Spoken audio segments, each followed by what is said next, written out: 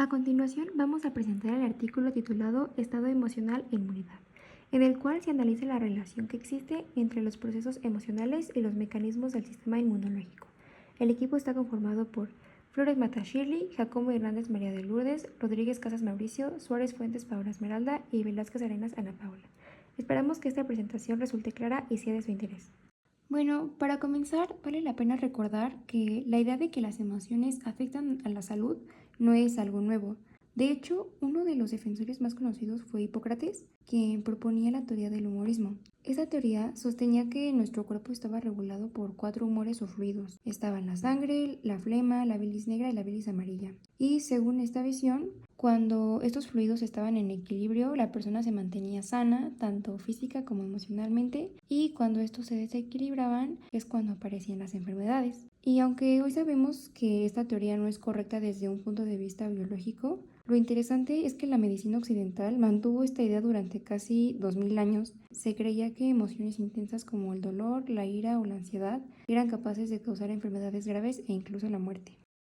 Según el artículo, se ha observado que cuando los pacientes estudiados se encuentran en un estado de ira constante, existe un aumento significativo en la producción de citocinas proinflamatorias como la interleucina 6 y el factor de necrosis tumoral alfa. Este perfil inflamatorio es un conocido factor de riesgo para diversas patologías, principalmente cardiovasculares. Asimismo, al analizar a pacientes que sufren de estrés crónico, se denota que el sistema inmune sufre una inmunosupresión selectiva. Lo más notable es la disminución de las células NK, las cuales, como bien sabemos, son importantes para eliminar células tumorales, así como células infectadas por virus. Se cree que el cortisol, que es la hormona del estrés, es el principal culpable de esta supresión, aunque su mecanismo específico aún está siendo estudiado. Por otro lado, la evidencia indica que al experimentar cierto tipo de emociones como el regocijo o la felicidad puede aumentar la actividad de las células NK y mantiene un estado inmunológico activo, ya que, por ejemplo, la risa provoca una cascada bioquímica con efectos positivos y lo más importante es que reduce los niveles de cortisol, que como bien mencionamos, son encargados de esta inmunosupresión selectiva. De igual manera, los métodos como relajación y meditación promueven la homeostasis. En algunos estudios se ha demostrado que este tipo de prácticas tiene la capacidad de revertir el perfil de citocinas proinflamatorias, lo cual logra reducir la actividad del eje hipófisis hipotálamo suprarrenal y potenciar el sistema nervioso parasimpático, promoviendo la liberación de acetilcolina que suprime citocinas como interleucina 6 y TNF-alfa. En esta diapositiva vamos a hablar de cómo la inmunidad modela la mente. El artículo nos recalca que la interacción entre el sistema inmune y el estado de ánimo es bidireccional. Básicamente que no solo la mente influye en el sistema inmune, sino que el sistema inmune también puede modificar nuestro comportamiento. Un claro ejemplo que de hecho tenemos ejemplificado en la diapositiva es cuando tenemos una infección y el cuerpo libera una gran cantidad de citocinas proinflamatorias. Esta sustancia genera cambios en nuestro comportamiento como fatiga, pérdida de interés y en ciertos casos incluso hasta lo que es el aislamiento social. Esto es una estrategia del cuerpo, ya que se busca conservar energía para poder combatir de mejor manera al agente patógeno. Además, actualmente contamos con información de que la inflamación sistémica de bajo grado puede relacionarse con la depresión. Esto ocurre porque las citocinas pueden atravesar la barrera hematoencefálica o activar vías de señalización que reducen la producción de neurotransmisores, en este caso como la serotonina. Esto afecta a la neuroplasticidad y también aumenta el metabolismo del triptófano, lo que contribuye a agravar los síntomas de depresión.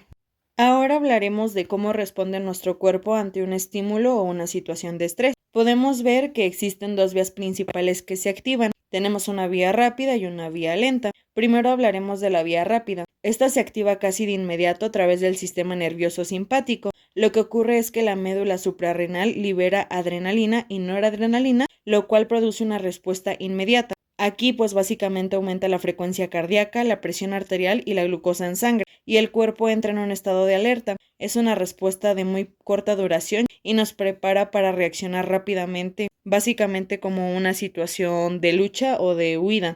Posterior a esto tenemos lo que es la vía lenta, y esta se activa cuando el estrés se mantiene más tiempo. En esta vía el hipotálamo libera CRH, lo cual estimula a la hipófisis, y esta a su vez libera ACTH. Finalmente, la corteza suprarrenal produce cortisol y el cortisol mantiene los niveles de energía y ayuda a que el cuerpo se adapte a un estrés prolongado, aunque también esto modifica otras funciones, como en este caso lo es la función inmunitaria. Ahora quiero explicar la parte donde el sistema inmune no solamente responde a las emociones, sino que también puede influir directamente en cómo sentimos y cómo pensamos. Tradicionalmente se consideraba que las emociones ocurren en el cerebro y que después ese estado emocional modifica el sistema inmunológico. Sin embargo, los estudios más recientes muestran una visión contraria. Dicen que en eventos internos del cuerpo, en este caso el sistema inmune, son capaces de modificar funciones cognitivas como la memoria e incluso los estados como la ansiedad. Un ejemplo muy claro son las células T CD4 positivas, ya que cuando estas células disminuyen, esto visto en modelos de ratón, se observa un deterioro en el aprendizaje y en la memoria, así como comportamientos ansiosos o convulsivos. Esto nos indica que la falta de inmunidad puede generar cambios emocionales desde el cuerpo hacia el cerebro. Además, se ha observado que las células TCD4 positivas pueden acumularse en el espacio meningio, liberando una citocina conocida como interleucina 4, y esta molécula tiene un efecto neuroprotector porque aumenta la producción del factor neurotrófico derivado del cerebro, que este es fundamental para mantener la plasticidad neuronal y la formación de nuevas conexiones en el cerebro. Entonces, aquí lo que vemos es claramente que la inmunidad participa activamente en procesos que normalmente consideramos solamente neuronales. Ahora vamos a hablar de la evidencia clínica. El artículo demuestra que el estado inmune afecta directamente el estado mental, lo que llama el efecto de abajo hacia arriba. La evidencia en pacientes es clara. Por ejemplo, el estrés y el bajo ánimo se asocian a una progresión clínica más rápida en la infección por VIH. Además, fármacos inmunosupresores como la ciclosporina inducen efectos secundarios neuropsicológicos como depresión y ansiedad, lo que demuestra esta conexión. Finalmente, se ha observado que la mejoría clínica en el trastorno obsesivo compulsivo, TOC, coincide con la normalización de la proporción de las células T CD4 y CD8, sugiriendo que el estado inmune puede actuar como un biomarcador de la enfermedad.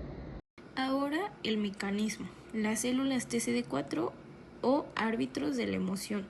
Para entender este mecanismo, los experimentos en modelos animales, ratones, fueron esenciales. Demostraron que los ratones y linfocitos RAG1 exhibían comportamientos ansiosos y obsesivo-compulsivos. Lo importante aquí es que al restaurar el sistema, solo las células TCD4 y no las TCD8 fueron capaces de revertir estos déficits conductuales.